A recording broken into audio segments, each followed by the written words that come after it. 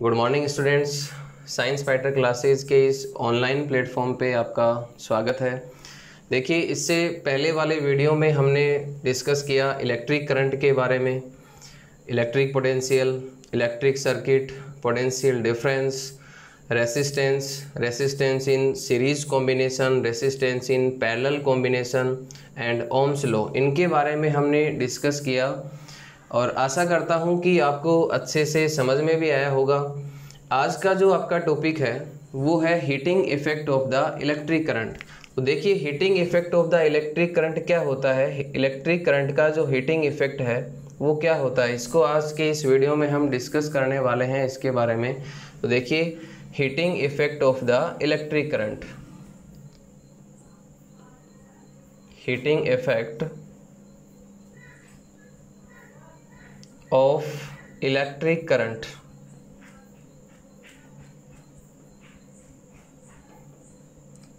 Heating effect of electric current. देखिए, heating effect of the electric current क्या होता है। जब हम किसी कंडक्टर में इलेक्ट्रिक करंट को क्या करेंगे, फ्लो करेंगे। जब किसी कंडक्टर में हम इलेक्ट्रिक करंट को क्या करते हैं, फ्लो करते हैं, तो ड्यू टू हाइड्रेंस उस इलेक्ट्रिक कंडक्टर में क्या होता है, हीट जनरेट होती है। और हीट जनरेट होने का जो रीजन है वो क्या है, हाइड्रेंस। देखिए, जब हम किसी कंडक्टर में इलेक्ट्रिक करंट को क्या करेंगे, फ्लो करेंगे, तो ड्यू टू हाइड्रेंस उसमें क्या जनरेट होगी, हीट जनरेट होगी। और जो हाइड्रेंस होती है, उस हाइड्रेंस को दूर करने के अगेंस्ट जो वर्क किया जाता है वो वर्क किस में कन्वर्ट हो जाता है, हीट में कन्वर्ट हो जाता है। तो इसी इफेक्ट को हम क्या कहेंगे, heating effect of the electric current. मान लीजिए आपके पास कोई कंडक्टर है जिसका रेसिस्टेंस जो है वो क्या है, आर है। कोई भी कंडक्टर है आपके पास और उस कंडक्टर का जो रेसिस्टेंस है वो क्या है, आर है। ठीक है, अब उस कंडक्टर में आपने क्या किया, आई करंट फ्लो किया। उस कंडक्टर में आपने क्या किया, करंट आई को क्या किया, फ्लो किया। और जैसे ही हमने कंडक्टर में आई करंट को फ्लो किया तो उस कंडक्टर के एंड्स पे पोटेंशियल डिफरेंस प्रोड्यूस हुआ, क्या, V। देखिए, एक कंडक्टर है और उसका रेसिस्टेंस क्या है, R, और उस कंडक्टर में आपने क्या फ्लो किया, आई करंट फ्लो किया, तो उस कंडक्टर के एंड्स पे क्या प्रोड्यूस हुआ, पोटेंशियल डिफरेंस V प्रोड्यूस हुआ। मान लीजिए आपने t टाइम तक उसमें Q चार्ज को क्या किया, फ्लो किया। देन जो हाइड्रेंस होगी, उस हाइड्रेंस के अगेंस्ट जो वर्क किया जाएगा वो वर्क क्या होगा, W is equal to force into displacement. देखिए, वर्क किसके इक्वल होता है, फोर्स इनटू डिस्प्लेसमेंट। देन यहाँ पे W इज इक्वल टू क्या होगा, V into Q। Ohm's law यहाँ पे अप्लाई करेंगे तो देखिए, V इज इक्वल टू क्या होता है, IR। V is equal to यहाँ पे मैं क्या पुट करूँगा, IR। V is equal to IR और Q इज इक्वल टू, देखिए I इज इक्वल टू क्या होता है, I is equal to Q upon T। यहाँ से Q की जो वैल्यू है वो हम क्या पुट करेंगे, I into T। Then finally यहाँ पे क्या होगा, I इंटू T। और जो हाइड्रेंस प्रोड्यूस होती है, जनरेट होती है, उस हाइड्रेंस को या फिर उस हाइड्रेंस के अगेंस्ट जो वर्क किया जाता है वो वर्क ही किस में कन्वर्ट होता है, हीट में कन्वर्ट होता है। तो यहाँ पे मैं W की जगह क्या पुट कर सकता हूँ, H। देन फाइनली यहाँ पे क्या होगा, H is equal to I into I क्या हो गया, I square into R into T। और इसी को हम कहेंगे heatings rule of the joule, joule का हीटिंग रूल। देखिए, इसको हम क्या कहेंगे, जूल का हीटिंग रूल कहेंगे। H is equal to I square RT। और जूल का जो हीटिंग रूल है वो क्या कहता है कि जब किसी कंडक्टर में हम आई करंट को फ्लो करते हैं, देखिए जब किसी कंडक्टर में हम आई करंट को फ्लो करते हैं तो कंडक्टर में क्या प्रोड्यूस होती है, क्या जनरेट होती है, हीट जनरेट होती है। जो हीट जनरेट होगी वो हीट उस कंडक्टर में फ्लो होने वाले इलेक्ट्रिक करंट के स्क्वायर के क्या होती है, डायरेक्टली प्रोपोर्शनल होती है। तो यहाँ पे मैं जूल्स के 3 लॉ है, यहाँ पे फर्स्ट लॉ जो है वो क्या कहता है, फर्स्ट रूल जो है वो क्या कहता है कि जब किसी कंडक्टर में I करंट को फ्लो किया जाता है तो जो हीट जनरेट होती है वो हीट डायरेक्टली किसके प्रोपोर्शनल होती है, उस कंडक्टर में फ्लो होने वाले इलेक्ट्रिक करंट के स्क्वायर के। नेक्स्ट रूल जो है वो क्या कहता है, देखिए नेक्स्ट रूल जो है वो क्या कहता है कि जब किसी कंडक्टर में इलेक्ट्रिक करंट फ्लो किया जाता है तो जो हीट जनरेट होगी वो हीट डायरेक्टली प्रोपोर्शनल होती है किसके, उस कंडक्टर के रेसिस्टेंस के। एंड जो थर्ड लॉ है वो क्या है, थर्ड लॉ ये कहता है कि उस कंडक्टर में जनरेट होने वाली हीट टाइम के डायरेक्टली क्या होती है, प्रोपोर्शनल होती है। ठीक है, और इसी को हम कहेंगे जूल का हीटिंग रूल। तो जूल के कितने हीटिंग रूल हैं यहाँ पे, 3। फर्स्ट क्या है, एच प्रोपोर्शनल आई स्क्वायर, सेकेंड क्या है एच प्रोपोर्शनल आर, एंड जो थर्ड है वो क्या है एच प्रोपोर्शनल टी।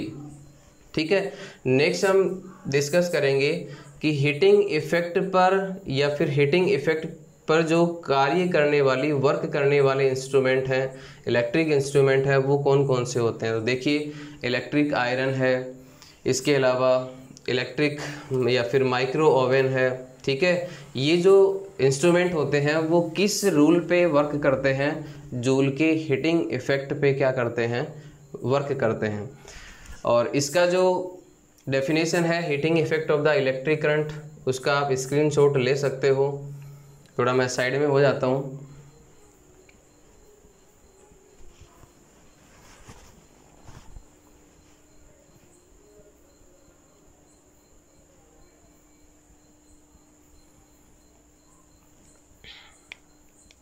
देखिए नेक्स्ट है इलेक्ट्रिक पावर। इलेक्ट्रिक पावर क्या होती है, पावर के बारे में हम सभी पढ़ चुके हैं कि पावर क्या होती है। पावर को हम डिनोट करते हैं P से, एंड इलेक्ट्रिक पावर को भी हम किससे डिनोट करते हैं, P से डिनोट करते हैं। देखिए पावर इज इक्वल टू क्या होता है, वर्क करने की जो रेट होती है उसी को हम क्या कहेंगे, पावर कहेंगे। देन फाइनली यहाँ पे P इज इक्वल टू क्या होगा, वर्क करने की रेट। यहाँ पे हम W की वैल्यू पुट करते हैं। देखिए W इज इक्वल टू क्या होगा, VQ। W is equal to क्या रख दिया, क्या पुट किया मैंने, VQ अपॉन में क्या है T। यहाँ से देखो Q की वैल्यू हम पुट करेंगे, Q इज इक्वल टू यहाँ से क्या होगा IT। तो यहाँ पे Q इज इक्वल टू मैं क्या पुट कर सकता हूँ, I इंटू T अपॉन में क्या है T। T से क्या कैंसिल हो गया, T कैंसिल हो गया। देन फाइनली आपको क्या मिला, P is equal to VI। P is equal to क्या होता है VI। एक और फॉर्मूला हम यहाँ पे बना सकते हैं और वो फॉर्मूला क्या होगा, देखिए V इज इक्वल टू, इसको इक्वेशन फर्स्ट दे देता हूँ। V इज इक्वल टू क्या होता है IR, यहाँ पे पुट करते हैं अपन P इज इक्वल टू, देखिए V इज इक्वल टू क्या होता है IR इनटू में क्या है I, और फाइनली यहाँ पे P इज इक्वल टू क्या हो गया I square R, equation number second. यहाँ पे एक और फॉर्मूला हम ड्रॉप बना सकते हैं।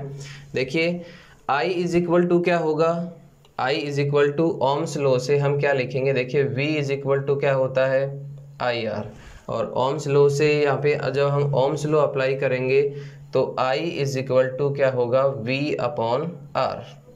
I इज इक्वल टू क्या होगा V अपॉन R। तो यहाँ पे वैल्यू पुट करते हैं, P इज इक्वल टू क्या होगा, I की वैल्यू क्या है V upon R, then square लगाएंगे तो क्या होगा V square upon R square, और इनटू में क्या है R से 1 R कैंसिल, और आपके पास फाइनली क्या आ गया, P is equal to V square upon R।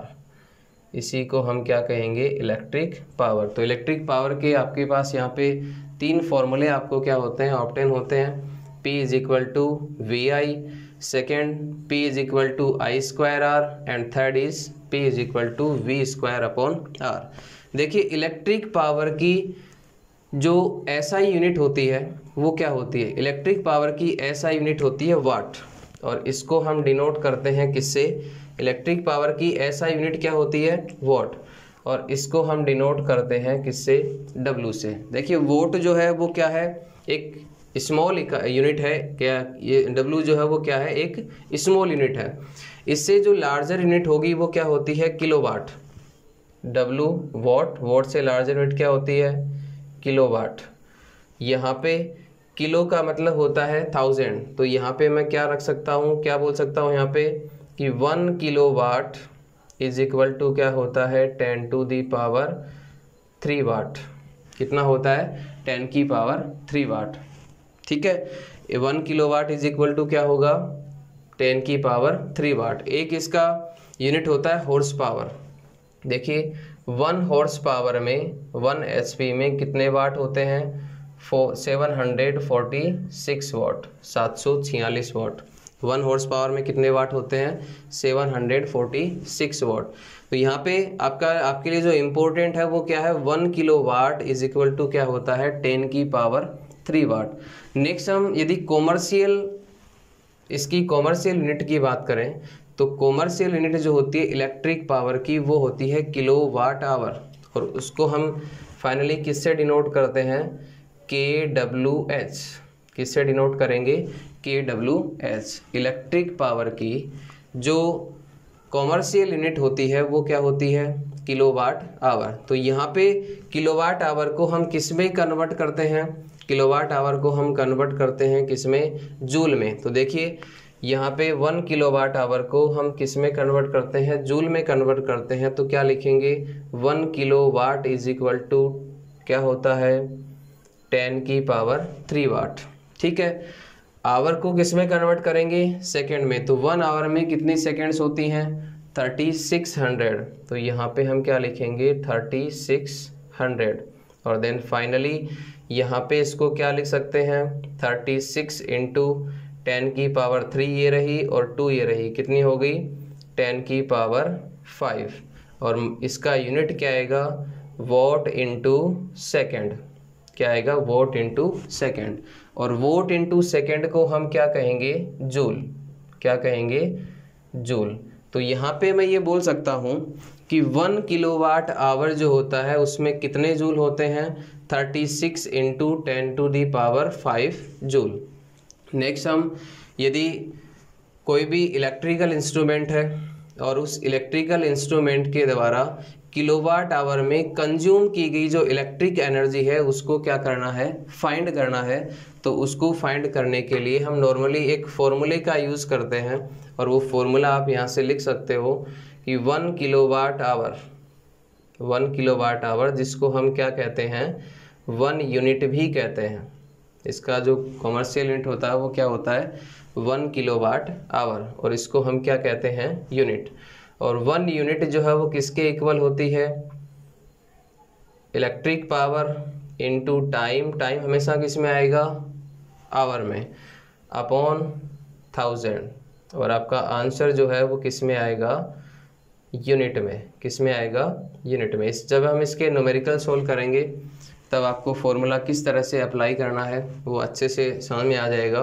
तो 1 किलोवाट आवर या फिर 1 यूनिट इज इक्वल टू क्या होता है, electric power P into time T, और टाइम किस में लेना है, आवर में लेना है, अपॉन में क्या आएगा, 1000। और आंसर जो है वो किस में आएगा, यूनिट में। और यहीं से आपका जो चैप्टर है वो क्या होता है, कंप्लीट होता है। इससे नेक्स्ट वीडियो में हम एक और नया चैप्टर आपके लिए लेकर आएंगे, और आशा करता हूँ कि जो आपको बताया अभी तक वो अच्छे से समझ में आया होगा। इससे नेक्स्ट वाले वीडियो में किसी दूसरे चैप्टर पे हम डिस्कस करेंगे। तब तक के लिए धन्यवाद। आपका दिन शुभ हो।